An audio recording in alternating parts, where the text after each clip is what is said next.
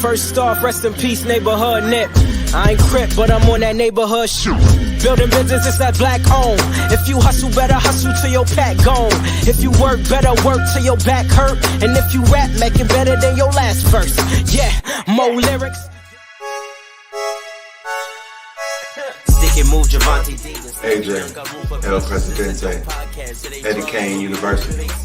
Heal gon' heal, regardless. You, B. Cannon, Bethel High School, by way of 3-Man Weave, LLC. Michelle, producer, based over here. You can catch this wave from the Marlins to the Mariners. Doing things you can't believe. It's the 3-Man Weave. What's good people out there in the world? You got your favorite guys. We are back from a little hiatus. It's all good, but we back nevertheless. And guess what? It's your favorite pod, the 3-Man Weave podcast. And this is episode 204. 204, which means we are kings of consistency, baby. So, you got your guy B. Cannon, and who else I got with me today? You already know what it is. You got your boy, AJ, Mr. I just am here so I don't get fined. Hey, at the end of the day, look, we gotta make it happen. And guess who is getting fined? Oh, would you look at that? Is it 205? Man, if it is 205, if it is 205, then that's Hill's fault. We charging it to Hill because he should have been here. He should have been here, so I could have, got it right. So it's his fault. And guess what? He's in the comments, so like I said, he'll take that charge. Yeah. He got to hold the pistol because he ain't here. The facts. But man, make sure now that we have you here that you follow us on all of our social media platforms. All right. Okay. Okay. You ain't even here. You messing some shit up already. Like that. The first thing you say, you ain't come in and say, hey, people, my bad. I ain't here to say it's not 205. Got us messing up. What up, bros? Or nothing. Just challenging us, bro. See. It be your own people, man. Dang. Made me lose my train of thought. Because this is his part. He supposed to be telling them where they can follow us. This is his part. This is his part.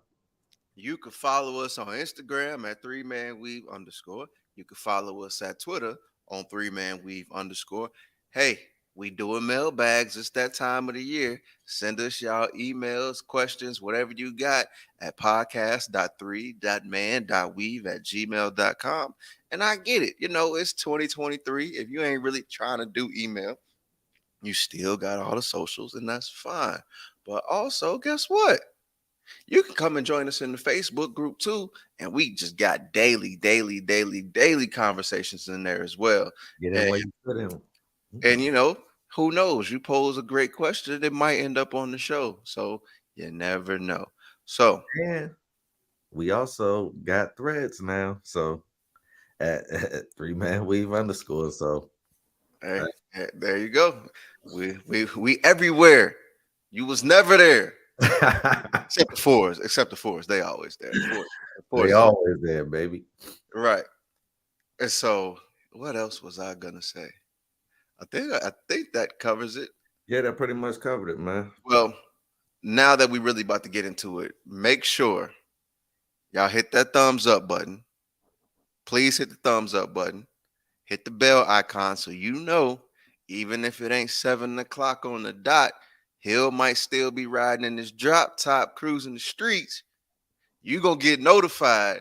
Hey, they about to go live right now, though. So just click that. Just click the notification. It bring you right to us. It bring you to our front door, and then subscribe too, because we don't just drop live episodes. You can catch us on some shorts. You can catch us on some other topics. You can catch us on some Lakers Confidential. Man. We got some stuff coming up, and it's grill season. You never know. You might get season. You might get you some recipes out there and everything. We about to, hey, look, we about to do it all. Look, I ain't gonna say that this early in the show. We got some things that we want to make sure that we get to. But speaking of 7 o'clock, he'll be in his drop top. Ursher, baby, out here breaking up happy homes, man. Breaking up happy homes. It's 1998. You know what I mean? Over here serenading Keke Palmer and her husband went straight to the tweets. Straight to the tweets. She had on, a nice little sheer black dress, with, I would say, some, revealing assets. Yeah. To the dress, and her boyfriend, I guess I believe the father of her child, went to the tweets and said, "Come on now." I know, Miss King. I misspoke. I cleaned it up. You'll catch it on the tape delay. I said boyfriend and the father of a child. Sorry, I misspoke. Don't kill me this early in the show. Don't kill me. Don't kill me. He went to the tweets, man, and said, "Hey, you a mom," and boy, did they come for his ass. Yeah. Pause. But I guess no pun intended. Also, yeah. Yeah, man. Yeah. What are your initial thoughts? I'm gonna let you jump in because I'm my initial thoughts is I feel for the guy, man. I was listening to some commentary today, and they was like, it would have been cool. Like, it's not that moms can't dress like that, because moms definitely deserve to be sexy as they want to be. Right. And if you can carry whatever you wearing, you know what I'm saying, you deserve to be in that. So there's that. But it's the fact that it's Usher, bro. So it's like he's been breaking up homes since we known about this guy. So it's like now it's like I'm seeing my lady with him is like I may have acted out of character. You feel what I'm saying? Because at the end of the day, here's the thing about it. At the end of the day, you got to be comfortable with your lady, right? I just came back from the DR with my lady. I told my lady, I said, look, you can wear whatever you want. Let it hang. Like, I'm not worried about it, because at the end of the day, if you come home with me, it's all good. Let them look. I mean, that's your choice. Exactly. But you got to be confident with that. And it's hard to be super confident when your woman's in line to be serenaded by Usher. So it's like, I felt like that might have took him out of his element.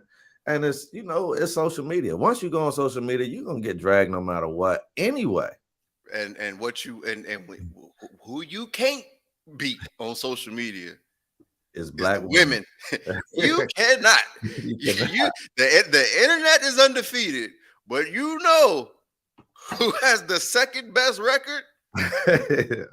Black women. Because look, man, and I will 100% agree with you. And where we come from, what he did, we call that catching the sucker attack. Because he reacted emotionally instead of rationally. Yeah.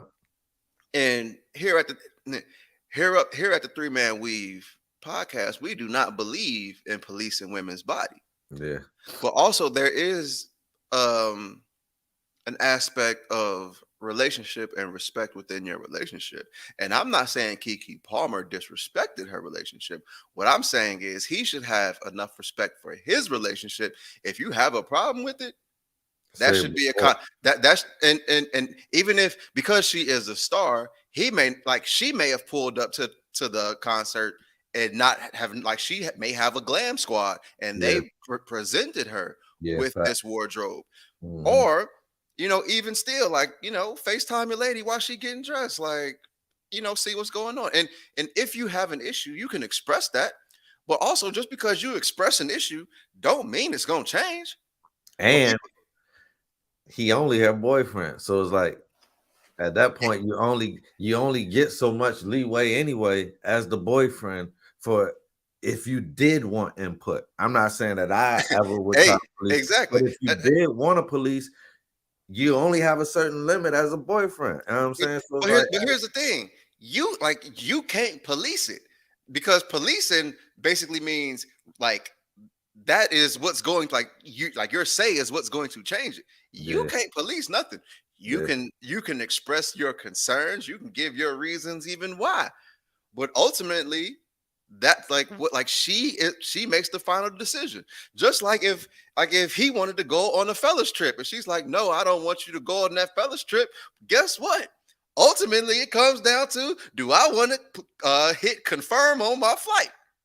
I could yeah. take everything. You could take everything that she says into consideration, but it's just like, hey, nah, I want to do it. And that's what people fail to realize. It's compromising and all that stuff that people talk about and say that they want in a relationship don't always mean, you know, we meet in the middle 50-50 because that's impossible. Sometimes it means, hey, I have to concede 100, like I have to concede 100% of this. And yep, Mike, this is what we said earlier. Like he should have, like that's something that you should have addressed privately.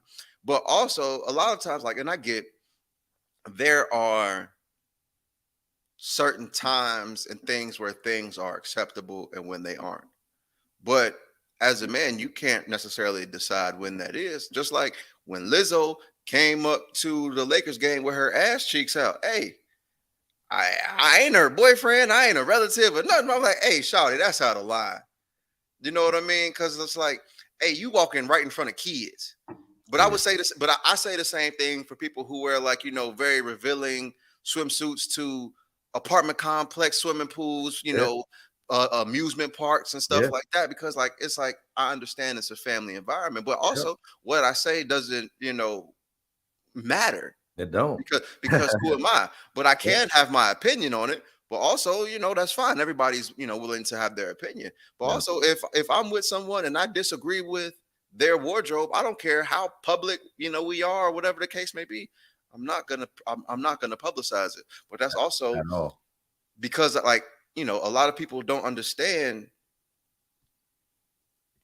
being private helps in so many different ways because guess what, if he would have addressed this in private they could have had a conversation and he wouldn't have had millions and millions of people pulling up the receipts like, hey fam, you the stay-at-home daddy, you a tag along, you ain't got no right to say nothing anyway. Now they you are the butt of all the No, jokes. you about to You be are replaced.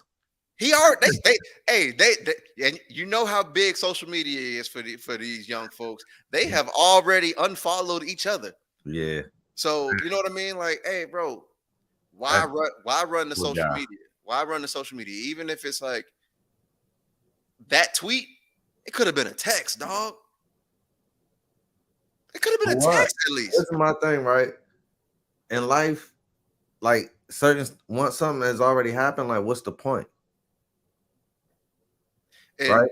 It's well, it's it's 100%. it's like, and I'll use a back in the day thing with me, right? Like my mom had begged me to go to church one time, right? She like begged me to go to church, right? So I was like, all right, I showed up in church, right? And I literally, when I got there, I had on a polo shirt, I had on some jeans, and I had on some Timbs because that's what I had from where I was coming from, right? And Yep. I was literally, it was all that I had. It was like literally, I could not go to church, and she begged me multiple times this week to go, right? And not keep my word, or I could just keep my word and go to church. And you're supposed to be able to come as you are anyway. So I went to church, right? Get there in church is like all happy and hugs, bro. We get out of church, bro. She's literally disgusted, right? But I told her, I said, Mom, you know what? I said, normally I will be upset with you and I will argue with you because the Bible says come as you are. But I said, the fact that I know that it bothered you and you didn't say nothing in there, you waited till we got out. I said, I'm gonna let you have it this time, man. Because she didn't publicize it. Now, had she publicized it the way that I was at the time, it would have been a big thing. You feel what I'm saying? So it's like Because we should have chose a better alternative to address his lady. And the thing is, like my mom already warned it. So what's the point of her saying something like, I'm not gonna leave now and change? So it's like she got it on, bro. Is you going to Twitter about it doesn't help anything. You poured fuel on your own fire. And I got 2 points really quickly. One is, wasn't this at the Vegas residency with Usher? Yep. I don't know if this gentleman has ever been to Vegas, but I've been to Vegas. And I've seen a lot crazier outfits in Vegas where it's just like, it happens. You know what I mean? That's just what it is. Like, people are coming there. And to me, I don't like, I saw the outfit. I'm like, that's not like, it's not crazy to me. Like, It was Usher, bro. I'm trying to tell you. Right. and that's where he caught it, because I could understand if a real nigga like T.I. take your woman, but you let Usher? Oh man. But for real. So it's just like, sometimes people let their insecurities get the best of them. And and to me, that's really what comes out of it. Because now you see, like, those insecurities come out when some of those things that people are, using for memes in there, talking about, how you a traditional man and she's the breadwinner and all of this and that, how you a traditional man and you had a baby out of wedlock and stuff like that. And that's all, like you can't have it both ways. You can't you can't consider yourself traditional, but then you haven't followed the traditional things. And I hate all that stuff too, because why is everybody following traditional relationships? This is like, we're in a non-traditional time. Those traditional values, a lot of times, that's the main thing that people argue about. And thank you, Mike. She looks amazing. We've talked about this in private. This pregnancy has done, she's evolved. Like, it's almost like, hey, she done went Super Saiyan. It's just like, let her live in this, especially after having a child. She wants to feel sexy. Yeah. She does, like, she is sexy. Yeah. And as her partner, you should champion that. You should definitely champion that, especially if she's coming home. Like, bro, she was gonna come home to you, but you might have made her think twice about that. Like, no, she's not coming home to him no more. And guess what? I ain't want to say that because I ain't trying to put that. I'm not trying to put that on that man, bro. No, because we gonna say it. And you know what? There's enough people doing that for him, bro. I'm rooting for him, man. Hey, look, I try again next time. But I'm gonna tell you like this: he thought it hurt when he seen her, but you know what hurt now? Because she got the means to extend that stay in Vegas. She got the means to not come home. Bro, he wondered about everything that she's ever told him, bro. At this point. Man. Look, hey. She got the means to be wherever she want to be at whatever time, and he don't. So what would you do if your son was at home? That boy at home, like a sad stay at home mom, boy. Because he thinking like, what I'm gonna do now? I ain't got no job. That's what did it, man. Yeah, they almost kissed. Look, it is what it is. But also, like, this is another thing that I always tell people: if you date a star and you're not one, you have to. There's certain things that you have to fall back on, bro. It's unfortunate, but that's if you want to enter into that world. I've always tried to think about, like, just think about, like, Denzel, right, and his wife. Now, I'm just thinking about in his prime, like when he was 28 to 35, right? And he got a schedule that requires him to be away. It's like, bro, I can tell her whatever I want, right? I can cold lie to her because I can be in acting mode with her, and she'll believe it was good. She'll believe it, right? And so it's like his wife isn't famous. She's famous because she's married to him. So it's like we ain't heard her say much over the course of the years. She's played her role because it's like when you embark on that same thing with Savannah, right? With Braun, we don't hear much from her. She supports him and everything. He supports her, but she's just like the calming force. It's like she ain't, she ain't never, because she know that, like, he's famous.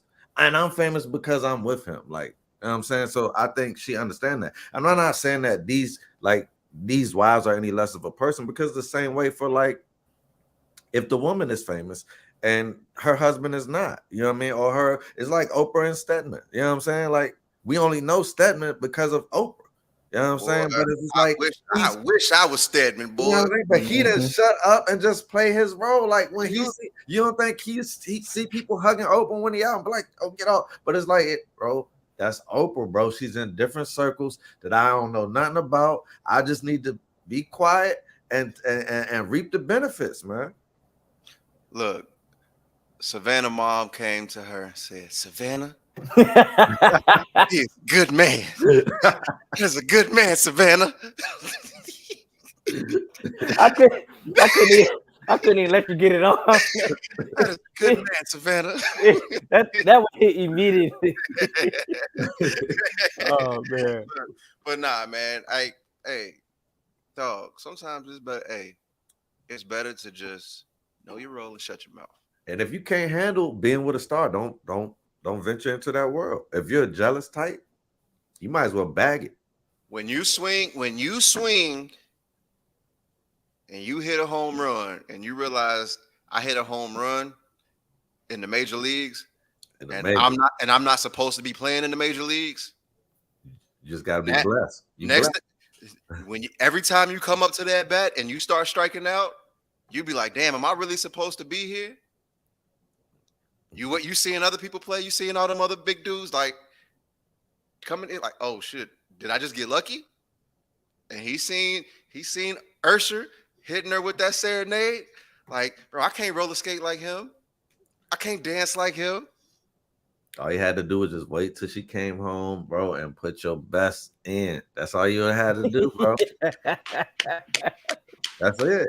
I hit it with the Melvin. That's hit it with the Melvin. That's all he would have had to do, man. Get her pregnant again. Lock it down for another 9 months.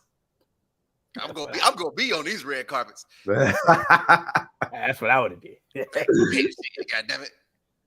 Trap or die. Trapping ain't dead. These niggas just scared. These niggas just scared. Oh man. Hey, that's the new episode title. Trap or die. Yeah.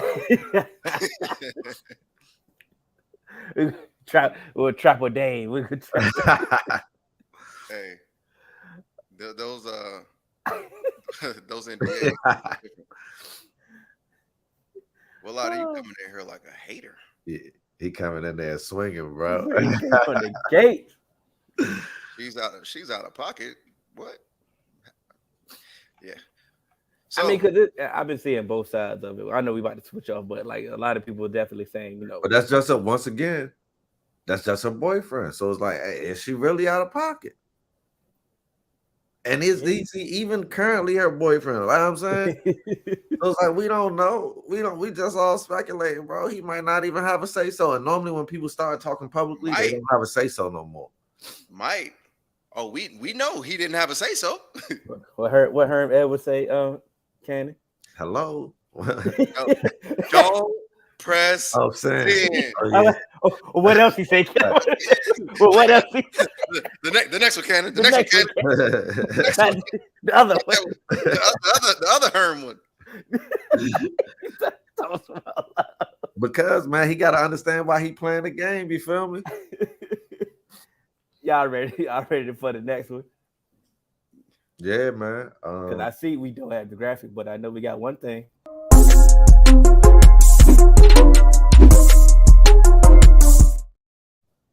Fact to cap. It's been a while since we had a fact to cap, right? Very. This man coming in with curveballs, man. Right. Yeah, because I ain't know what was next. That's Y'all ain't say nothing. Damn. Y'all ain't say nothing. That's me. Because we were still in the topic. How we gonna say so? You just interjected saying, I know we doing this. And guess what? Talking about we ain't got graphics, but we did now. Yeah, and I see you going through the graphics. What you talking about? I apologize. Motherfucker ain't been here 5 minutes. Already thinking he run shit and change some shit. Come on. I said I apologize, bro. Damn. Oh man. Well, listen, Dame requested the trade away from Portland finally, and my fact to cap. Fact or Cap, Dame Lillard will be in Miami Heat. I guess fact. That's what him and his agent say. Like, Why you sound so sad? Why you because sound so sad, that's Cam? that's what they're saying. But to me, I don't understand why Dame wants to go there. Why not? Because I feel like if the trade happens, they're not going to be the Miami Heat from last year. So then I feel like you might find yourself in the same type Portland situation, bro. If they have to lose parts of their team, like, so I don't know. But to answer your question, fact. I'm gonna say fact because Why you sound like that? because Why I y'all hate sound so sad? no because I hate all this shit Phil that came Dame in has here. touched. No, I hate Yeah, all this right. shit. Because I know why y'all sound sad. That's why I'm saying it. Go ahead. No, Go ahead. I hate all this shit that Dame has talked about loyalty and all of this stuff, and he ain't going nowhere. He want to win here in Portland, and then all of a sudden he going so hard to try and get out. When people have been telling you to do this for years, and people been telling you to do this for years, when you actually have had more leverage, or you could have just walked. You legit could have just walked away, like. What up, E? Like we've talked about how dumb football players are when it comes to their contract and shit like that. But right now, like we see NBA players, they get into these guaranteed contracts, and then we've already seen the writing on the wall. But when stuff happens that normal people that we we don't walk into these facilities every day. We don't talk to the coaches every day. We don't see how these front offices act behind the doors. We're telling you, hey, you thinking you about to win a championship here, and we've seen what's going on. We've been telling you you're not going to win a championship because we signed a league. But you believe you can? I mean, I understand you have to have some level of confidence, but come on now. If I see that Warriors team together, I'm like, shit. I gotta go. Hey. Especially when they had KD and you still ain't want to leave, right? Well, come on, bro. Loyalty. Yeah, loyalty. Hey, bro. You had no chance in the West. Loyalty will get you killed. And so, look, we've been telling you to leave, and I understand, but I do disagree with you, Ken, where you say it could possibly be a different team, and yes, it will be a different team because they have to give people up. But I do believe what you give up is not going to be the equivalent of what you could pair with Jimmy Butler and Bam Adebayo when it comes to Dame. Go ahead, Hill. It's funny to me. It really is funny to me because y'all, like you alluded to, y'all been saying, can y'all hear me? Yeah, I can hear you. Oh yeah, it was y'all been saying, Dame got to get out of Portland. Dame got to get out of Portland. Dame got to get out of Portland. Now, when he finally come to his senses and request a trade to get out of Portland and do what everybody else that requested a trade to get out of the team done, now you got an issue with it. Now I'm trying to figure out why do you have it? And yes, I am talking to you, AJ.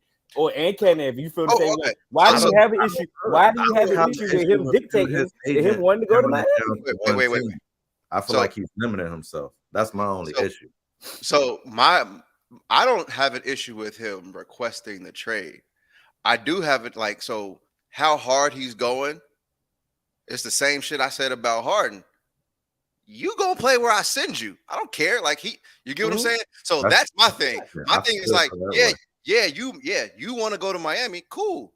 A report came out. Oh, he's trying to schedule a sit down with his agent and the Heat front office to facilitate a serious trade. That's cool. Mm-hmm. But if I'm the Blazers front office and the Celtics be like, hey, we want to give you this, or the Sixers be like, hey, we want to give you this. Mm-hmm. Okay. What is that? Because both of those teams that you just named ain't sitting in a better package. Paul. All I'm saying is if it if it was a fifth, because once again, they don't have to do it either. But all I'm saying is because what he gonna do? Not play? That's the problem. Did you say fact the cap here? It was fact for me. Yeah, so we all on the same page. I just like No, all no, I'm no. saying is I just, knew we was gonna be on the same page yeah, because like we was gonna get there. It was the right. fact that I don't like the tone that y'all sitting up like, and I get it. We say the same thing every time when we said it when Harden request the trade. We said when KD request the trade. We don't care what you ask for. So You we gonna being go where I tell consistent, you. man. So why you don't like our consistent tone? Because at the same time, them players have gotten what they wanted. And So I why and so, he so, and so that's now, and I literally now said so now yes, why Dame can't get what he wants? he's gonna get it, I guess. But I, like I said, I just don't like the him and his agent saying like don't nobody else bid. You're gonna get a disgruntled player.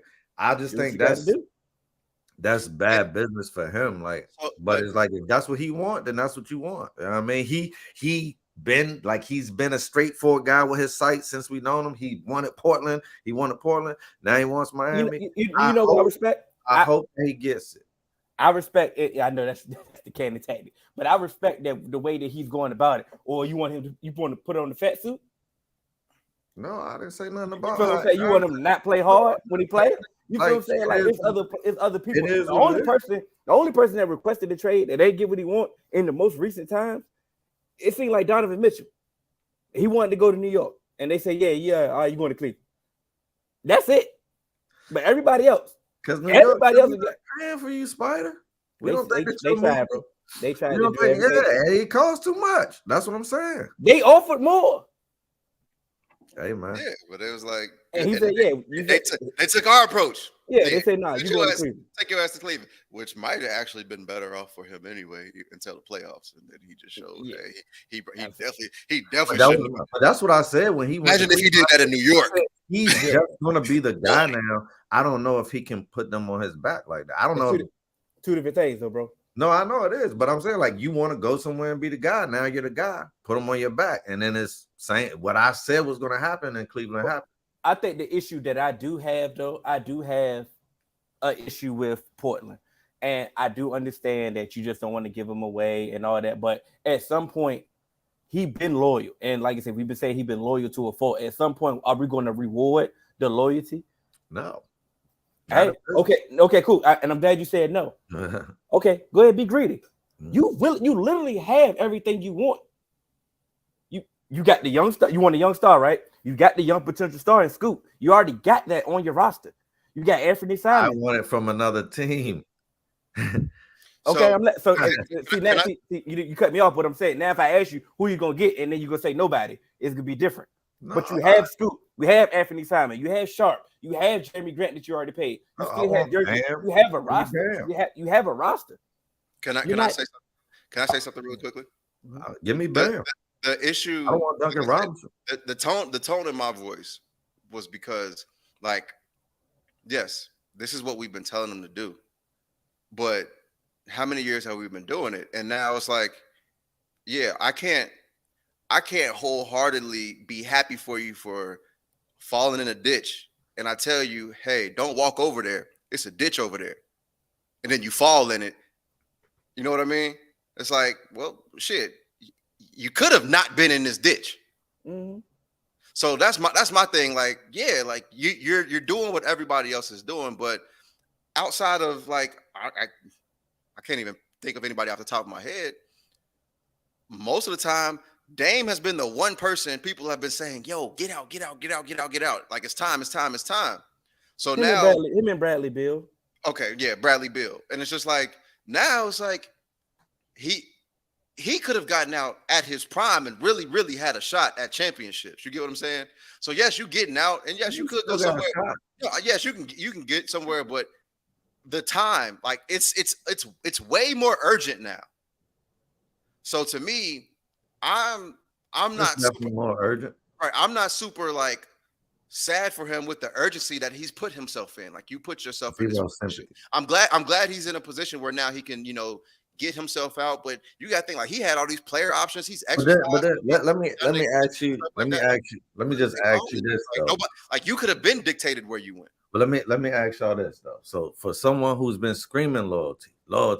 That was my point. I'm sorry. Let me go next real quick so I can land. But I want y'all to answer this, right? He's been screaming loyalty, right? I feel I like what the Blazers finally can put around him, and it's like he don't even want to try that. So it's like you've been screaming loyalty. This is your trust the process, Dame. And now you don't want to play with Scoot. Yeah, no, because he's past the trust the process phase of his career. That was your plan. Like, how do you get past it when that's like your plan, and now I'm acting like it wasn't my plan now. Like, but that's what I'm saying, Cannon. It's because of the urgency. So now he's past the trust the process phase, and he's in a position where he wants to go for it. And I get that, but it was his process. This wasn't like we convinced him to do that, or we begged him to stay and sacrifice his years. This is what he wanted. But this is what I said. Like, this is what we always say about fans who always talk about loyalty, taking team-friendly deals to these teams and stuff like that. And that's one of the reasons why I said I never had an issue with, LeBron leaving. I didn't have an issue with KD leaving, because you have to do what's best for your career. And we always say, yeah, you have to do what's best for your career, and don't show loyalty to these teams, because guess what? They don't have to show loyalty to you, because just as you feel like, oh, I want to do it here, if that team says we got an opportunity to do it another way or do it our way, and you are their best, bargaining chip, they will get rid of you. They won't be loyal to you. They will cut you. So, like, this is business, and you better take it as business, and you better find out what's important to you. If loyalty is important to you, then you better rest on those laurels and make sure that is truly it. If winning is important to you and that's at the top of your list, you better take your career into your hands so you can get to where you want to be with winning. If you value financials higher than anything else, go get your money. And a lot of times, staying in those places, like staying in the team that drafts you the first couple go rounds, that's where you're gonna get the most money, because guess what? That's where you got your bird rights. They can pay you the most, and you just stick with it. But you need to put those things in order, and how you value them and what's most important. Because at the end of the day, nobody looks into the mirror at your career besides you. So what's important, you need to make sure that you get that out of your career. Go ahead, Hill. I'm just saying, you said if, they're gonna do the business right, he be doing the business. He taking it as a business as well. Okay, y'all want to try to find the best deal out for y'all? Okay, cool. I'm telling my agent don't do it. I'm telling my agent didn't negate that. You know what I'm saying? My thing is though, my thing about greed. The question, Hill. What was it? If he's been screaming the loyalty thing, why not? And they got a decent team surrounding him this year. Why not try it? AJ, because this team is not a decent team when it comes to still not a decent team. They just adding Scoot. Yeah, he played with everybody else last year, and they had the third overall pick. That's the young starter they want. You could pair two stars together now if you believe that he's a star. So it's like, okay, that's better than what they've done in the past. But we don't know that. It's not better than what they've done in the past, because they went to the Western Conference Finals before with CJ McCullough. He'd had a backcourt before. Did you consider CJ McCullough a star? No. That's what I'm saying. So this is the first time that they would have had. I can't let you. And he's been screaming loyalty. So I'm just asking, why not try it? This has been his plan. No, because I can't agree with you on that, Cannon. Because I'm not asking you to agree with me. I'm asking you. Okay. So if loyalty 11 years of the plan. Wait. So I will tell you why. Because we don't know Scoot's a star. In my opinion, I only asked a question, so it's like, but that's my point. Let me do that. It's a question, bro. I didn't give my opinion on the point. Right. So all I'm saying is that, like, we don't know if it's his plan, because you can't say, trying to get him a star and then okay, yeah. 11 years. How much? Right, it's 11 years. And that's why I said yes. And he put himself in this position, and he has all the right to get out. That's all I'm saying. So yes, now he's getting out, and this ain't. Like, you talk about his plan, and it's like let that loyalty come on and trust the process. Like Hill said, he trusted the process for 11 years, and now because of the urgency, I don't have time to see if Scoot is going to be a star. I don't have time to do that. I like I said, we went to the Western Conference Finals. So winning has been his priority then, and not loyalty. I'm not sure where I'm getting that. Not getting that I'm because asking. he tried to I'm do both, asking. bro. He tried to No, do I'm just both. asking. And I'm It's both? answering it. I'm answering. All right. He tried to do both, bro. It's like I said, at this point, it's 11 years. Like, and we talk because we about to go on the Harden, right? Think about when we was mad about Harden requesting the trade, we were like, bro, Houston gave you everything that you wanted. Now we sitting here, we're talking about Dame. We were like, but damn, bro, you are is Portland even trying? What Mike Johnson say? By bringing in another point guard. They haven't given them nothing. That's what I'm saying. That's all he asked for. What does he ask for besides for that he wanted to stay there? Oh, hold on, wait. It don't matter what he's asking, bro. I know. Like, but what I'm saying is, he'll get upset with me for asking. I'm answering your questions, bro. Wait. Because it's two sides. It's two sides to this coin. It's not necessarily about what he asked for, because the same thing that we say when Harden makes a trade, when KD makes a trade request, when Kyrie makes a trade request. Hey, sometimes the front office gotta be about what he wanted. But wait, hold on. Sometimes what we say. Hold on, but wait. The front office. The front office got to do their job. Sometimes the front office could just be like, "Shut up, you got to play." So it don't matter what Dame asked for. The front office got to do your job. Put the pieces. I get that, but I'm just asking for my reference. What did he ask for, bro? He's asked for players to come to Portland, but he's in Portland. I mean, I don't know what more do you wanted him to do. He's done everything by the book. He's been loyal. He's been asking for players to join Portland. That he hasn't done anything. I'm also answering your question though. At what point do you want your question answered or what? No, but you're saying you don't know what more I want him to do. I don't want him to do anything more, bro. I don't want him to do anything more, anything less. I'm just asking. More so is the frame of me answering your question. Because you asked for you did ask what did he want? I'm saying 11 years. He asked for players. He's been trusting the process. He's been doing all that been doing. So now all of a sudden there's a problem that he wants out, and he's directly saying, I want to go this way. It's not an issue. I just asked specifically, like, what did he ask for? Because I'm trying to figure out what didn't they get him. You see what I'm saying? They didn't get him the players that necessary for him. But he was specific in what he wanted, and they really tried to get him the things that he wanted in Houston. So when he did that, yes, that was appalling. So it was different. He asked for him to go get Melo before Melo went to OKC. He asked for him to go get Melo. They didn't go get Melo till Melo was on his last leg in the league. You see some of the differences. And I've always asked that. And it's almost like Melo was blackballed in the league at that point because nobody wanted. When Melo was still good, we was trying to figure out why nobody wouldn't get it. So, he asked for him. He asked for him. So that's a direct example of what you asked, what the question that you asked. So they did eventually get him. So when he was old and watched, they were like, "Hey, we got you now." You know what I'm saying? Like, you roll past 4-5 McDonald's in there. That's like the Baltimore Ravens signing Nelson Aguilar and be like, "Hey, we got your receiver. We got your wide receiver. You asked for some help. You asked for some weapons, right?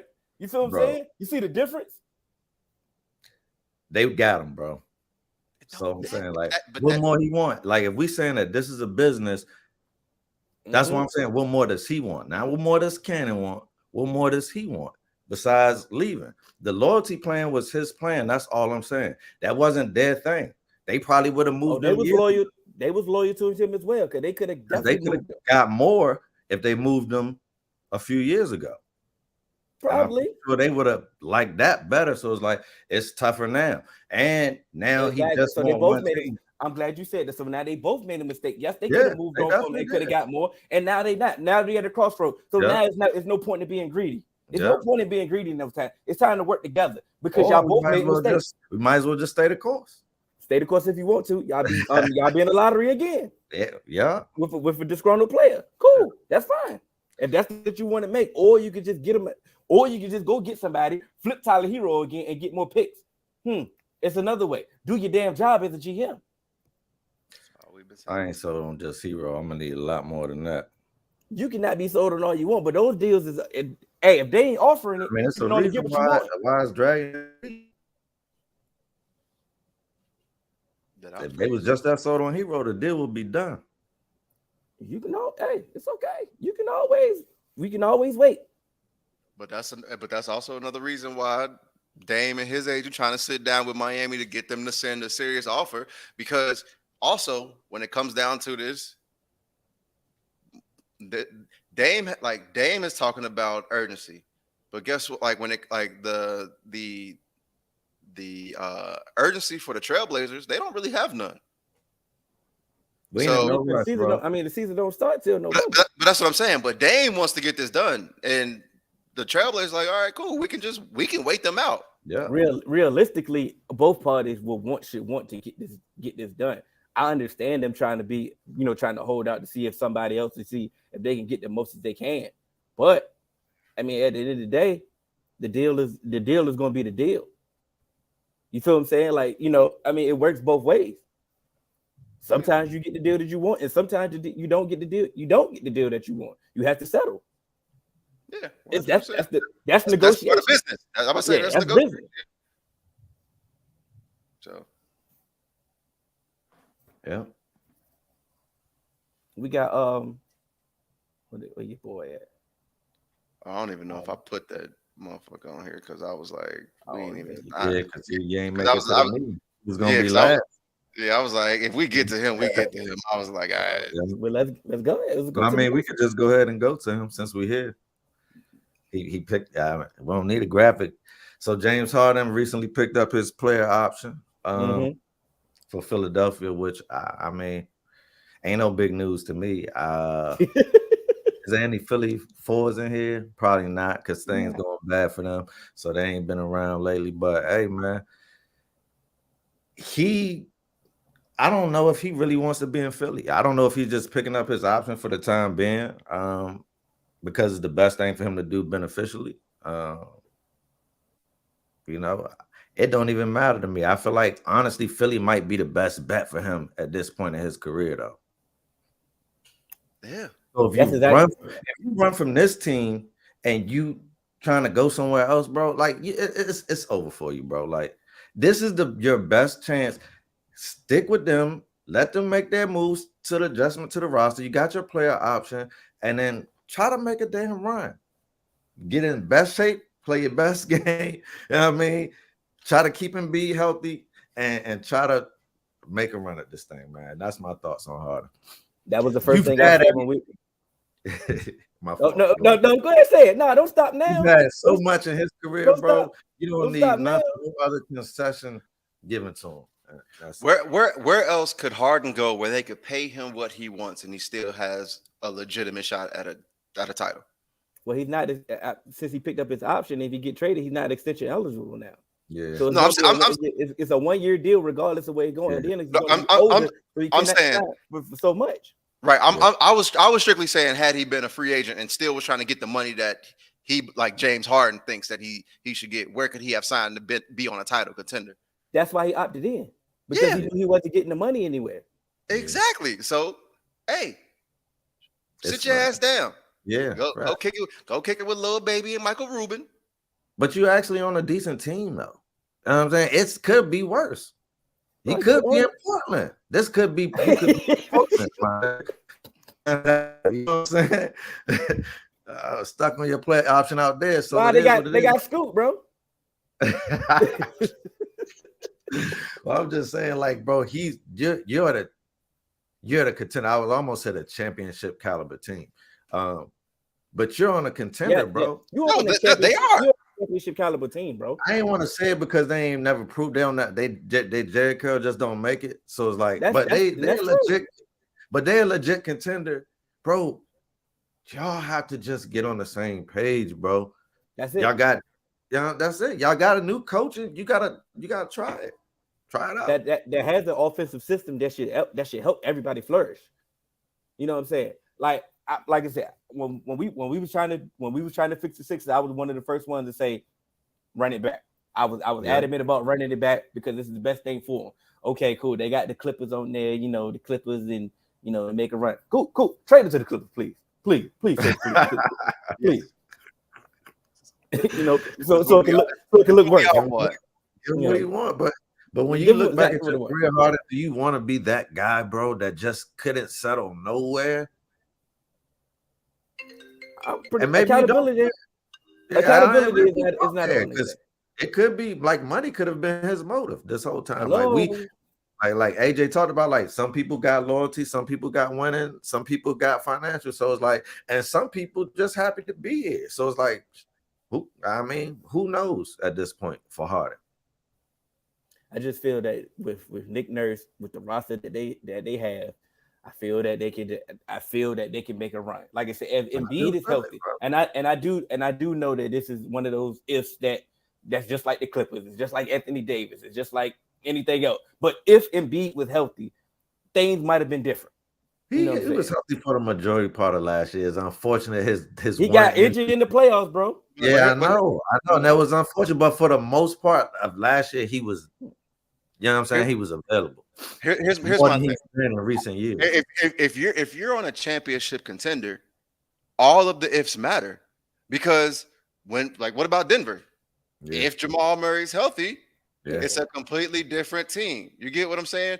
Mm-hmm. If the Phoenix Suns are healthy, like how many times have y'all told me Chris Paul is always going to get injured? Man, you know what I'm saying? That's true. How many times have we been right? Exactly, but that's my point. How many times we've been right about Joel? If Joel can stay healthy in the postseason, they could be a title contender. If Kawhi can stay, how many times has it been if Kawhi can stay healthy? How many times would it be if like all of these ifs, like the team with the least amount of ifs usually is the one that's standing at the end. That's facts. So that's like like I said, it definitely plays a factor. So it's important. So that's how I feel though. And as athletes, they should feel the same way. Like, ooh, if we could just keep them healthy, we got a chance, bro. Like you going somewhere else to try to chase this. Like the grass ain't always greener, bro. Like you keep finding that out though. You got to keep finding that out. Because if anything should have worked, it should have worked in Brooklyn, bro. You feel what I'm saying? A place that you force yourself to go. Like you put the fat suit on, bro. And you immediately say, I got to get up out of here. Like, and then they sent you exactly where you want to go. He probably was like, I should have stayed in Houston for all this mess, bro. We for something. You feel what I'm saying? Like it's just crazy. And he's a prime example. I'm like, bro, send Dame where he won't, bro. He earned that right. You know what I'm saying? That's just me. And cool. And when you put it like that, he definitely earned that right. That's what I was trying to get to, but he kept doing all this pushback, asking me all the damn questions. Because, bro, we have consistently never understood why they sent Harden where the hell.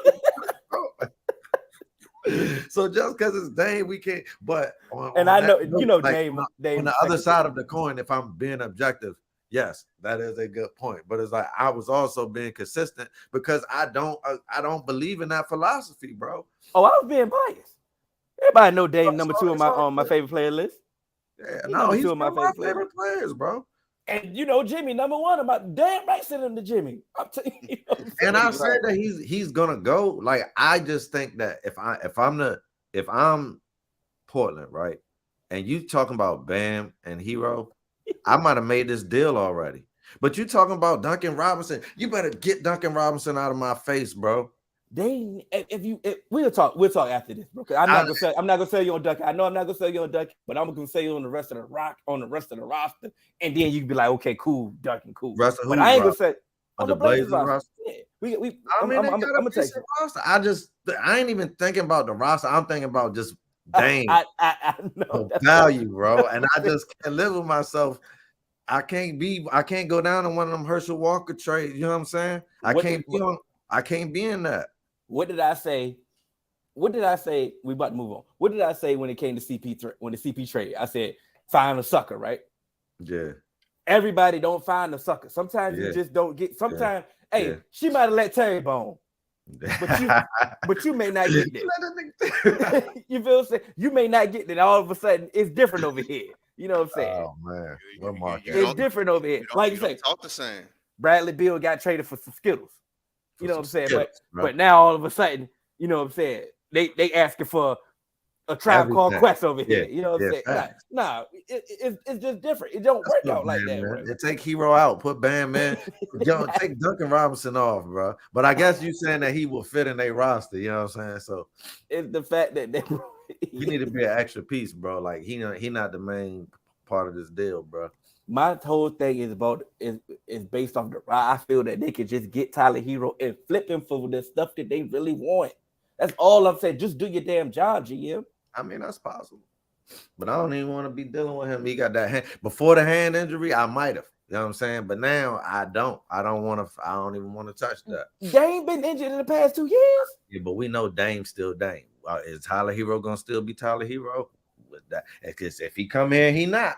Then it's gonna be hard for me to move him. Hey, bro, I'm not playing him. I'm getting him and I'm flipping him, just like the Wizards flip Chris Paul again. Yeah, No, we I'm need a saying. third team. Let's bring a third team in from the Champion- jump. Then I don't even want to get stuck with this. Bro. Okay, You ain't gonna okay, draft cool. Davey, bro. Okay, cool. All right, cool. Then next thing you get Ben Simmons. You seen the package. You seen the package. It's hard. And I know that I can just cut Ben Simmons and just have the money at least. And so I'm at least. I would have took the Ben Simmons thing, bro, because I felt like they got enough picks. They got the young player. They got Grant. You know what I'm saying? Like, if you just cut him, you can try to bring a free agent in. You have some money now. You know what I'm saying? But I would do that before I did the Duncan Robinson. That's just me. You got to go, right? I got about 12 more minutes. All right. Close. Memphis, do y'all like this is from Mike Johnson. Huh? I did want to get to that. We could do the Mike Johnson jump, but I did want to get before I do leave. I want to talk about the tournament. The tournament, yeah. Yeah. We about to do right. We about to get there right now. I ain't want to ignore this though. Memphis, do y'all like Marcus Smart and D Rose going to Memphis as role models for Ja? I love it. I do. Yeah. I love it. I believe it. Actually, it makes actual sense. Like Marcus Smart can play with Ja and He's Desmond smart. Bane. Hello. You know, He's smart. You need somebody smart around Ja, man. And we still know that at this point that we know that Derrick Rose comes off the bench and he can play. He can still play, and he knows what to do. Smart. He knows his role, and like I say, I believe that they can help. I think Family man. You know, I like this. I think it's possible basketball wise. And I think off the court wise. See, here's my thing. Ja don't need a role model on the court. Yeah, he need an off the court one.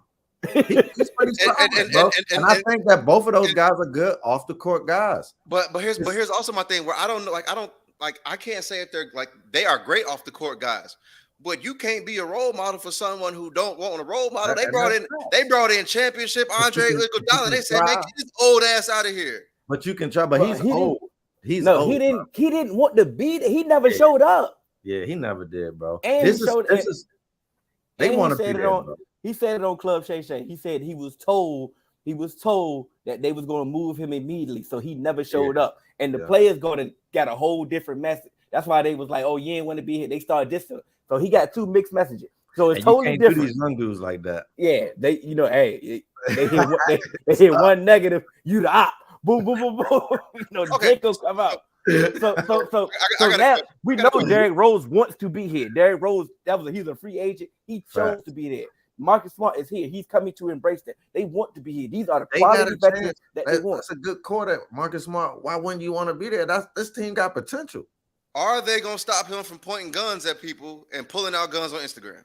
I think so because these dudes, Derrick Rose been learning he was young when he got all of that money, was able to stay out of trouble and playing in the city where he was from. So it's like, if you can't take no advice from this dude on how to do it, and still Derrick Rose has still got a street cred. You know what I'm saying? So it ain't like he gave somebody to keep it, bro. So it's just like being smart. And Marcus Smart is another guy that he can learn from because he's had controversy as well. Not gun controversy, but he's had multiple controversies where he's been, in that media cycle where people talking negative about you, and he's put his head down and got back to it. You feel what I'm saying? So it's like I feel like these are two guys, to Mike's point, that it might be good to put Ja around these dudes because nobody else on that team was somebody that he can learn from that's really been in these type of situations, been a dude with the money, been a guy from a city, none of that. So I feel like this might work. And like you said, he don't really need an on the court mentor, bro. I think it's going to be positive. I mean, it's only time to tell. We'll see. Only time to tell. We can just go from there.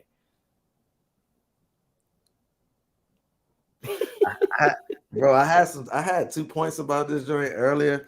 I don't know if I can remember them, but one of them was it's the NBA new in-season tournament. Final Four is set for December 7th and 9th in Las Vegas. Go ahead, Ken. I remember one of them. So it's like, you know how teams in the NBA, they be like, we ain't really got to play till after the All-Star break. Mm-hmm.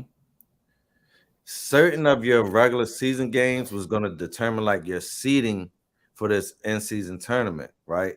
And it's a monetary incentive for the champion. So what I feel like it can get some of those, they trying to stop this load management thing. You know what I'm saying? They're trying to incentivize these guys to play more. So I think that's I like that part of it. But it's like, bro, you confusing us, bro. Because now it's like you're gonna have two champions in one season, bro. You're gonna have a in-season tournament champion, and then you're gonna might have, you know what I mean? Now, granted, they might be the same team, you know what I mean, but they might not. And then what does that do? So now the in-season tournament be like, yo, I should play the champion, bro. For the real champion. You know what I'm saying? Like what? So it's like I feel like you on that same note that it does help with the load management for incentivizing, but I think you contradict your seasonal champion when you do this. I mean, overall, I would say I don't like it. Go ahead, AJ. Or you want me to go, AJ, before you go? Your rant. Go ahead. I just think that he's just trying his hand, bro. Like the load management has gotten out of hand. It's out of hand, bro. You know what I'm saying? So at some point, I got to try something, and he's shown that if it ain't work, we just scrap it. But yeah. I mean, I got to try something. Trust me, I don't like the idea at all. It's stupid. It definitely don't make any type of sense. But I get the effort, and I'm commending him. And sometimes that's all we ask for. Okay, the effort. We got to try something, bro. Because like I said, load management is getting out of hand. Challenge make another champion in the same season? Like, yeah, but we know this the end season. It's the end season tournament. Like I said, it's before the New Year, Christmas. Bro. It's before Christmas, so it's like, you know, we won't even really start watching basketball till Christmas. So it's trying to give somebody. Maybe it will make us watch it more too. It might be a revenue ploy too. That's a good point. It's also a revenue ploy because I did hear it somewhere. I forgot which podcast I was listening to, but they said, you know, with all these bettors, you know, sports betting is giving somebody more casuals more incentive to bet at this time. This is a tournament. I know y'all gonna try to play in this tournament. If y'all gonna play, I guess I can bet on this. More reason to bet. More reason to gamble. And everybody love the gamblers love to gamble. Like and tournaments. But we do go ahead, AJ. But before you do go, you were skeptical about the play-in, and a lot of people were skeptical about the play-in, but the play-in has been exciting since the play-in has been implemented. Go. Right. and I'm so glad you said that because that's my first point. Everyone's so worried about the play-in, but that was my issue. I said the play-in is not going to fix your load management problem because teams aren't going to say, "Oh, we got a chance at the play-in, so now we're going to play our stars more." The play-in it didn't fix load management because now it's just like, "Oh shit, we even got more of a chance to make the postseason now." And my thing, and what I've said before, it's the same. Like I've been saying this word all night, and I said it when we talked about the play-in. The play-in does not create urgency. If you want players to actually play more games throughout the season, you need to build urgency and build. The reason why like I said, the NFL is so like the NFL, they play a 17 game schedule, and they have urgency because the difference between 9-7, well now 9-8 and 10-7 is literally what can get you in the playoffs. Now, like even then, I said you stop expanding because you're just making it easier and you're watering down the product. And yes, we saw the Miami Heat go on to upset, you know, throughout the playoffs as a play-in team, and we saw we saw some exciting play-in games, you know, since the implementation of the play-in game. But throughout history in the NBA, those lower seeds don't normally win. The NBA is one of the sports where that variance is it's very, very slim. In NFL, yes, you have any given Sunday, and you can have the Houston Texans beat the Kansas City Chiefs. But in the NBA, with a 7-game series, it is very rare that a lower seed comes in and beats the bigger team. like throughout history, throughout the NBA, like I believe since the expansion in 1984, between like 7th and 8th seeds in both conferences total, 7th and 8th seeds have won a combined 10 series since 1984. So it's not something that is just like, oh, you never know, just get in and like you got a shot. No, normally we know what's gonna happen. The 7th and 8th seeds are going to lose. And to me, that like adding work like more bad teams, that doesn't add to the compelling nature of the game. That just adds more playoff contracts that you can sell. So yes, if you're worried about revenue, that's fine. Make a tournament, let everybody come in. Damn, you sidetracked him here. If you want to fix load management, you have to build urgency in these games. You have to build urgency in the regular season. I don't think the play-in was ever to fix load management. I think I think it was to actual reward bubble teams. Not even bubble teams. It was reward teams that had situations like injuries, the actual injury. If we think about all the playoff teams, play-in teams, those teams have dealt with significant injuries and they fought their way up to get into the playoffs and done their thing. At the end of the day, of course, it's a 7-game series. The best team always wins. But if we break down all the play-in teams that actually got into the play-in, actually won a play-in game, that done something, or that was a reason that were really in the play-in, it's because they was really dealing with injuries. Think about the Lakers. Think about the Warriors. Think about the Heat. Think about the Hawks. There's certain teams that were dealing with the play-in, and also those younger teams that's young, that's on the cusp of trying to make the playoffs. They get to the play-in and they lose because they're not ready yet. But it's that experience that they're getting that's going to help is going to latter help. years.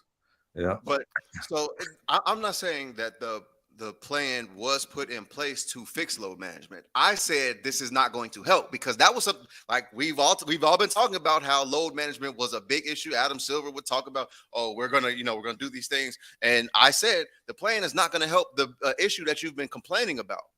So yes, when we say like a lot of these teams have been talking about, a lot of teams that were in the play-in have injuries. But what we just talked about previously is all these teams have ifs, and the team with the least amount of ifs usually wins. All right, Cannon, we'll holler at you. And the team with the least amount of ifs wins, and that's just a part of it. And I'm not okay, yes, you have injuries, but it happens. Okay, it happens. That's just a part of it. So it is. We're not playing on 2K without injuries. No, it's just a part of the game.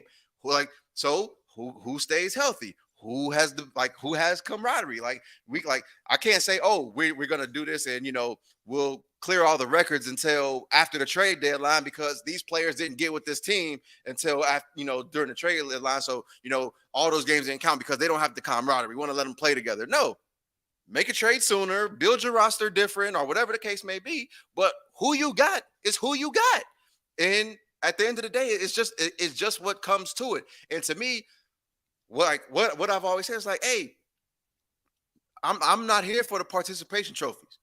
If you didn't do it in the like you already have 82 games, and if you didn't do it within that point, like you're not number 8. 8 is your cutoff. And you get injured. So what? I'm sorry. It happens. I'm not trying to sell you. I mean, that's how that was your stance from the beginning. And I'm not trying to sell you on the play-in, but the play-in play-in has been successful for other reasons that you did not like. Right. And so because at the end of the day, like you just said, it's a 7-game series. The best team is going to win. Like, okay, cool. You might have to play the extra game, and cool, but you're about to get your ass put to the first seed anyway. But that's kind of my point with this, in-season tournament. Like, for what? What are we here for? But this is designed to try to help alleviate some of the load management. They're trying to incentivize something about the regular season. This is more so based on it. So this is an attempt. Once again, I don't like it, but this is more so an attempt to try to alleviate some of it. But think about, we got analytics at an all-time high and sports science is at an all-time high on some of the things that they say. Of course, they're trying to reduce some of the wear and tear on some of these players because they're getting paid some of the most money that they ever got. Of course, they want your players at the end. They really don't care about your players in November. You know what I'm saying? So I get it. But now we have people that don't care. Now there's people that don't even care about, regular season don't even matter. What are they going to do in the playoff? We have fans that feel this way. So now they are making the attempt to try to incentivize to making the regular season mean something. Because now you're a Suns fan. Your Suns are contenders. You don't give a damn if they're the number one seed. You care if they win the championship. Because if they're the number one seed and they go ahead and lose in the second round, you're not going to say, hey, man, we was the number one seed, man. That's what we did it for. No, your team is for the championship. Now, if you was the Kings, you felt great about your regular season because y'all ain't had nothing to celebrate for in a long time.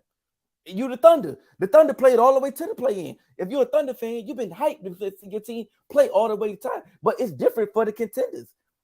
Contenders don't mean the regular season don't mean nothing for the contenders. It's all we trying to see you in the playoff, but they're trying to make an attempt. It's nothing else they can do. I mean, do you have a load management plan?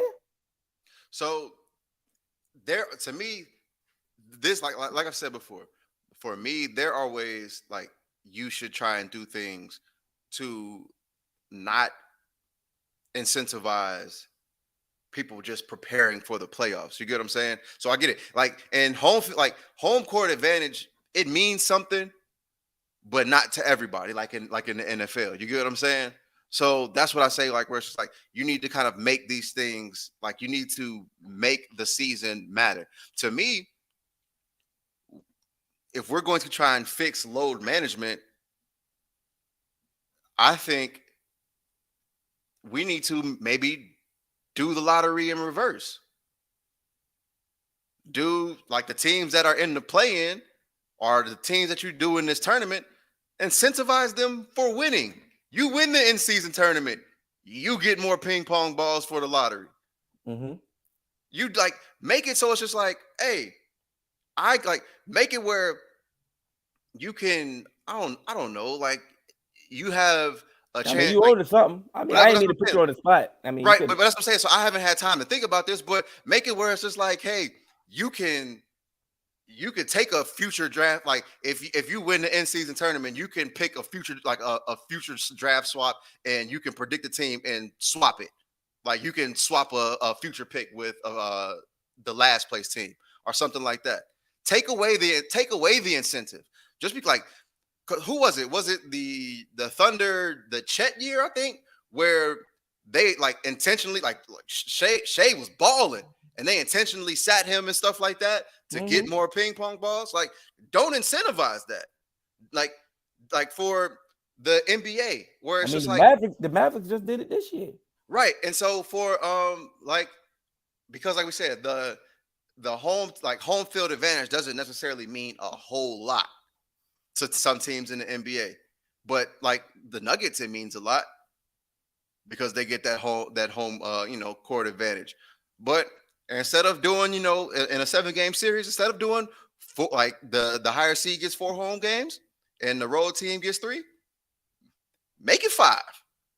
First round, home team got to play like first round or something. Like home team just don't leave. Something. Make it where it's just like it doesn't incentivize it. So like if you're the 5 seed and you'd be like we the 5 seed, we'd be all right. Make it where you don't get no home games. Something, you know what I mean? Where it's just like you like make it where you want to do this.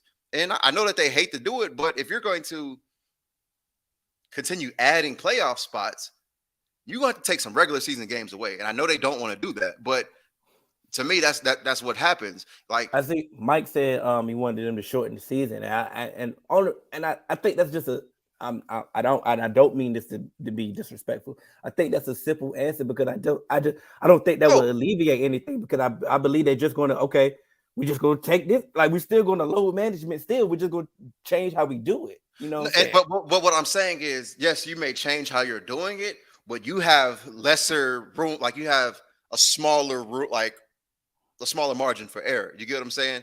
So players who may, in an 82 game season, they made like, all right, I'm gonna just chill. I'm gonna chill these 20 games and this and that. Well, if you take it down, you can't do that. You know what I mean? But nah, that's kind of like not necessarily swap it out like it's Uno, but in a sense, you can kind of do that. You get what I'm saying? But that's why I laughed. That was funny.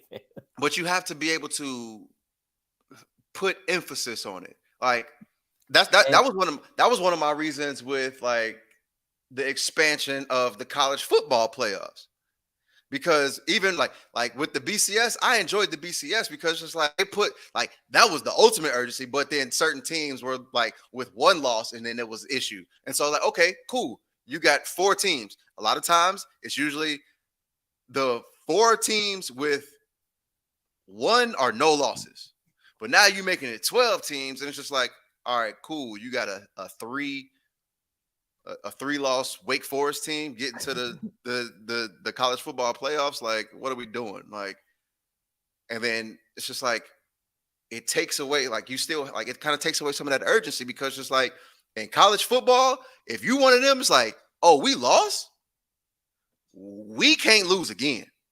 Yeah. The only teams that really feel like, hey, if we lose, we can still get a chance is Alabama, Georgia, LSU, like probably the top 4 from the SEC. The top 4 teams in the SEC, and maybe an Ohio State, Michigan, if they lose to Ohio State or Michigan or something, and then they come back and win there. Like I agree with the shortening of the season. If that's what if it's going to create the urgency, then I'm all for. I'm not opposed to it. I just feel that they'll just find another way to just find another way to load man. They be like, all right, well, it's true. If we, I just wait till January to load management. Then it's just weird. I mean, because the NBA has tried. They eliminated a lot of the back to back. They don't have it back to backs that they had. Like I said, man, it's just. I mean, they keep finding. You're gonna always find a loophole. Oh, of course.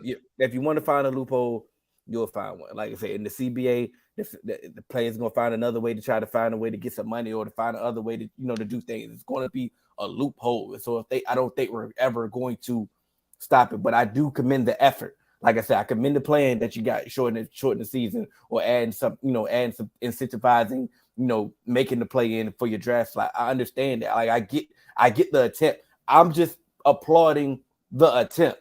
And like I said, Adam Silver has shown if this ain't working, I'm gonna get up. We ain't gonna do it no more. You know what I'm saying? Okay. Playing tournament champ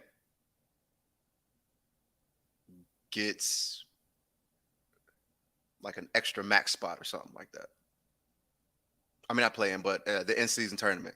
Do something like that where it allows you to expand your, like you can skip the apron on the salary, the luxury tax or something like that. Where it's like now you can have more room to even be more competitive. You get what I'm saying? There you go. So do stuff like that. And if you do that, you can even push the playing like the in-season tournament back. So it's like now it's like we could try and stay like we can get healthy or whatever the case may be, and we can play for this extra space in our salary cap and really build a roster or something. You know what I mean? Don't just do something where it's just like, oh, we're just trying to get people on the court. Give people incentive to be competitive. So, but this is all like I said. I'll sit back and I'm gonna try and actually do this, but this is all just like off the top, and I'm trying to just think of some shit. But I ain't mad at neither one of y'all. Say like I'm not mad at. I just had to just oppose it. Like some things that they'll just find a way to get get around. Me and Cannon, we definitely recorded an episode. LLC. We put down the Lakers free agency. And went in full detail. If you want to check that out, that is on the channel, the YouTube channel, LLC episode 10. Like I said, we broke down the Lakers free agency. But we'll talk about, since you are a Phoenix Sun fan, yes.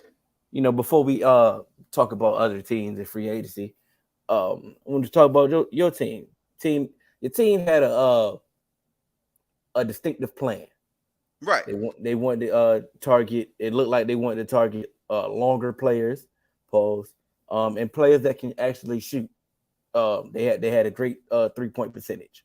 Um, I'm I'm let you go. I'm gonna let you go talk about it. I'm kind of disappointed that y'all didn't prioritize bringing Torrey Craig back. But because it looked like it was intense. That's not the word I'm looking for. Intentional. There you Intentional. go. Yeah. Yeah. It looked like y'all was intentional in not bringing them back. But I do like the pieces that y'all did add and the moves that y'all did make. Right. And so the thing that I think we didn't necessarily prioritize Torrey Craig is for one of the issues that I said we had was shooting. Like through the Chris Paul era for the most part, even I had an issue because we didn't shoot threes. That's why Cam Johnson, I loved him. But I'm like, you are a 3-point score, like you are a 3-point shooter. And he seemed to be, gunshot sometimes, where it's just like you're open, but you pass out of it. Like, take the three. Like I used to say, Mikal, you can shoot the three. Like the corner three was his, but he would pass up on a lot, and they would prefer to slash and stuff. And then we already had Book and Chris Paul, in the mid-range, shooting those mid-range shots. And then we had DeAndre Ayton taking those long elbow jumpers. And it's just like we are a high percentage 2-point shot team. Like, take a step back, shoot these threes. But it's weird to me because Booker came in the league as just a 3-point shooter. It's like now all of a sudden he don't want to shoot it no more. And you know what's crazy? I used to hype Booker because like when you was telling me, oh, Booker need to request a trade, this and that. Even from the jump, I was like, Booker is more than just a 3-point shooter. Dude is an all-level scorer. He cold. He can do the mid-range, back you down, shoot threes, all of that. But then he just stopped shooting threes. I'm like, no, like, no, that's not what I wanted you to do. Like, bro, like, even KD, like, hey, KD, pull up on the three, dog. Like, he driving to the free throw line, pulling up. Hey, like, and so it's just like some of these guys, like, hey, we need you to take a step back and shoot these threes. And the real flaw in the playoffs last year was we didn't have anybody that would be a consistent 3-point shooter really outside of Book and Durant, and where they was going. They was going to the mid-range. And so it's like you really didn't even have to run our team off of the 3-point line. And so having Gordon, Watanabe, and Eubanks, I think allows us to have more 3-point shooters on the court.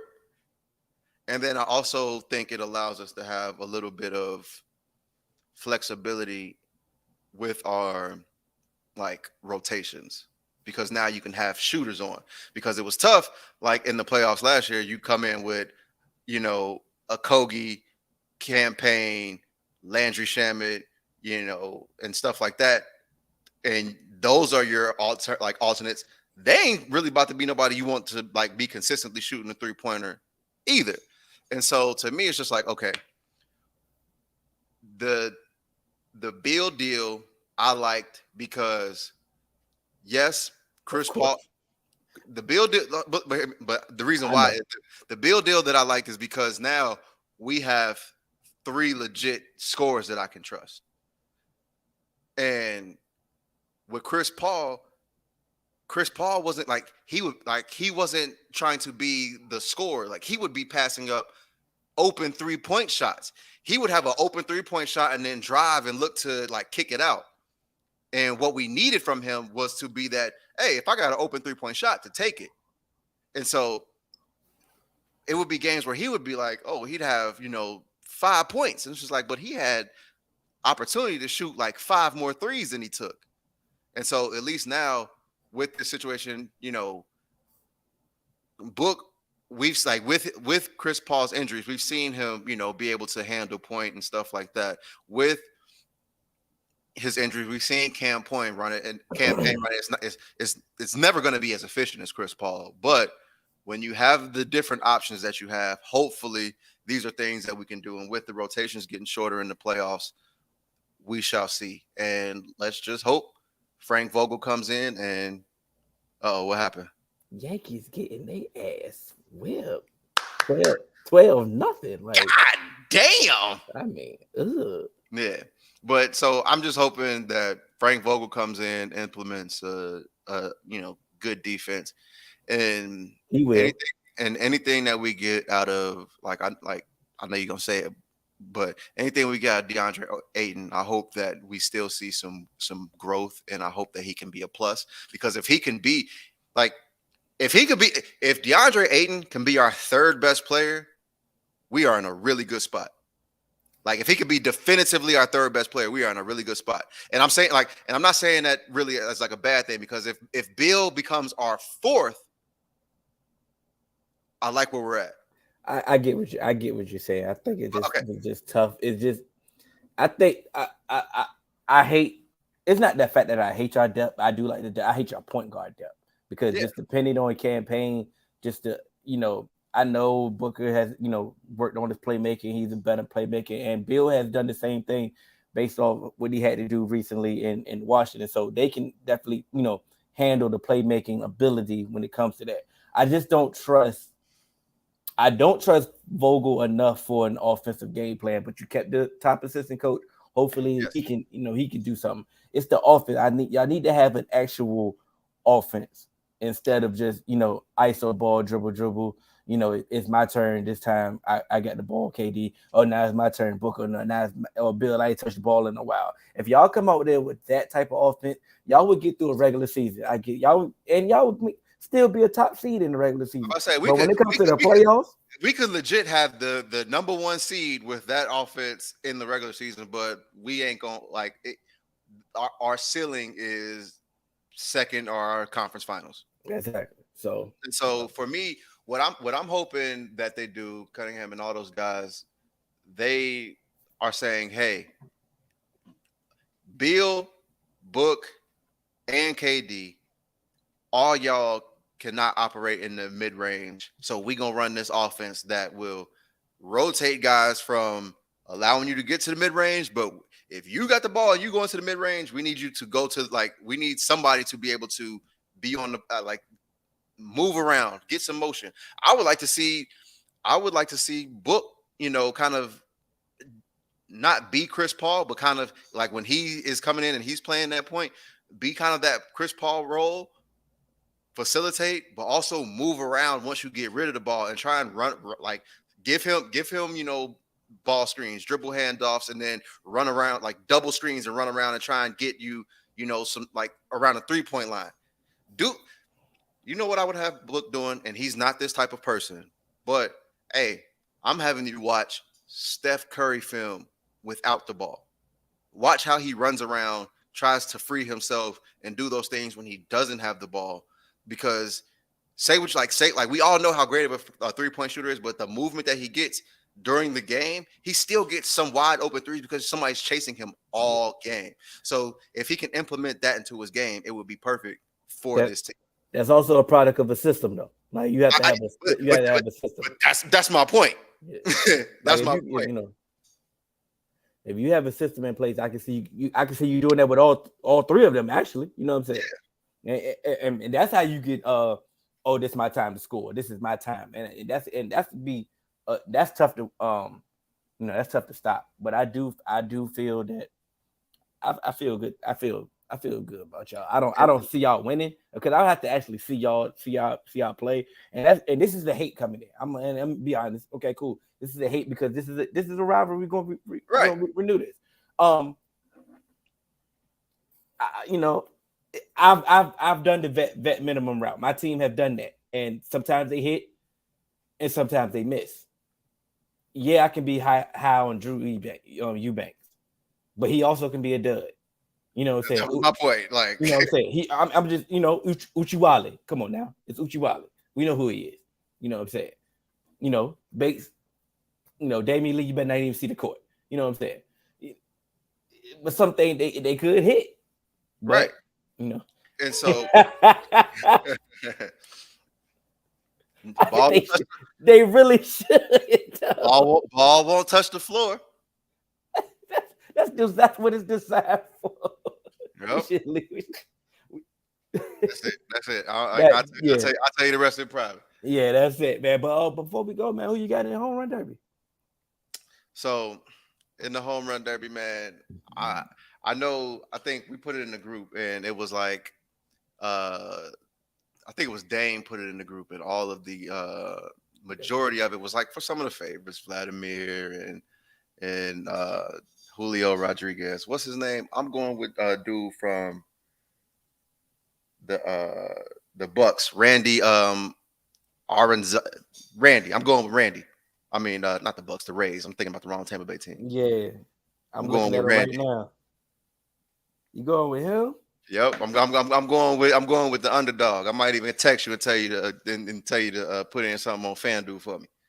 You know what's crazy? Because I was gonna go with Vlad, and I think I'm still gonna go with Vlad. But since I'm going with the dark horse, I think Luis Yeah. Robert. I think he go show out. Where is it at? Where is it at this year? Fuck it, don't give me the line. Yeah, you about to lie. Man, yeah, it's somewhere that nondescript. Let's see. Okay. Where is the MLB All-Star Game? Oh, Seattle. Yeah. Oh, no wonder he all go with that's why everybody going with Julio. Yeah, that makes sense. They normally, but it don't never work out like that. Yeah, it don't, because you still got to hit them. It ain't like anything else like in the NBA where they pass you the ball. Nah, they still got to clear that fence. Yeah, but y'all know this is episode 204, right? Yes. Yeah, 204. Y'all know y'all catch us on all major podcast platforms, 3Man Weave, Instagram, Twitter, 3Man Weave _. You can email us at podcast.3.man.weave@gmail.com. I'm Hill. That's AJ. That was Cannon. Y'all the fours. And we out. Yeah.